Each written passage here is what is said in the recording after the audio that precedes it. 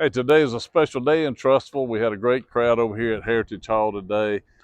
The dedication of not only this historic marker, but we had a bench dedicated in memory of Earl Massey and his family. They were all here, and a marker. This building has served so many purposes in Trussville over the years, but today it's just a historic site for Trussville. We have school children that come through here and learn about the history of Trussville. The neighborhood that surrounds it is very historic. We're just proud to have a building like this in Trussville and what it means to so many people, not just today, the people living here, but I saw the crowd today that went back many, many years ago. I think one lady introduced herself as the first cheerleader to ever have a party in this building over here. So what a great day in Trussville. We're glad everybody could come out. If you get a chance, come by and read about the history. Tour the museum. I think you'll be amazed. Good afternoon. My name is Jane Alexander. I'm a member of the Trussville Historical Society and also a member of Trussville's Historical Committee. We more or less open the museum for people to come in and look at artifacts about the museum. A lot of it has to do with artifacts about this building, which is now known as Heritage Hall. It started out in 1938 as a co-op store for the Cahaba Project because there were very little or next to no actual grocery stores, clothing stores, very little shopping in Trussville as we've grown to enjoy it. This building served as a service station on this end down here. It has served as a small library at one time or another. It has also served as a community center. When I was a teenager here in Trussville, I took ballroom dancing lessons, and unfortunately they did not take very well, so I don't do much ballroom dancing now, but this is where I learned that. I also was a cheerleader here at the old Hewitt High School, and when I was about 15 years old, myself and the other young ladies that joined me in that endeavor, we spent a weekend of initiation in this building, and I can't talk about anything else. I wouldn't want anybody to know exactly what happened then, but it was a fun time in my life. It's something that I've always remembered, and those young ladies are still very good friends of mine, even though I don't see them often, but I still look forward to seeing them anytime we can discuss the things that we've done together. Also in this particular location, we're very close to the old original Hewitt High School. I have been fortunate to witness garbage cans run up the flagpole at one time or another.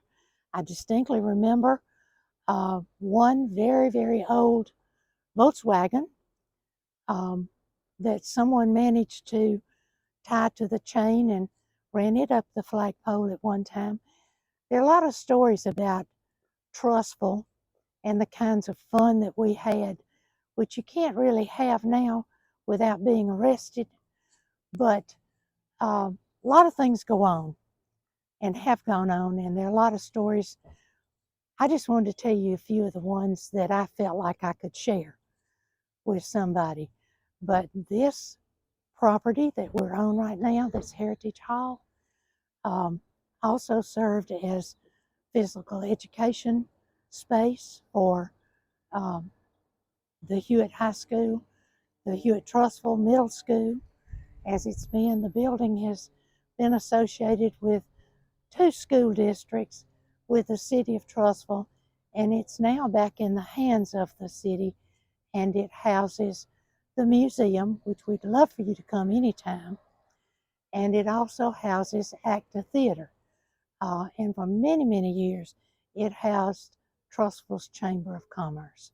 So I would invite you anytime you want to talk about Trussville, if you want to remember some of the things that you did, whether you can talk about them or not. I don't keep any records of anything, so come by one day and let's talk about the museum and what we have in it. We'd love to have you. Okay. Hey, I'm Nana Orr. I went to school here and graduated in 1968. I remember this building specifically as our band room because I had band in there. And I was a member of the band only for about a month, and I joined because my friend was in the band and we wanted to be majorettes. But I do remember my experience with the band was Mr. Summers. Joe Summers was the band director. And I didn't have an instrument. The school provided me with one, and they gave me the saxophone. And it was a small one, which I think is the soprano saxophone. But anyway, we had to be here early in the morning before school to practice. And our first game, Mr. Summers let me dress out.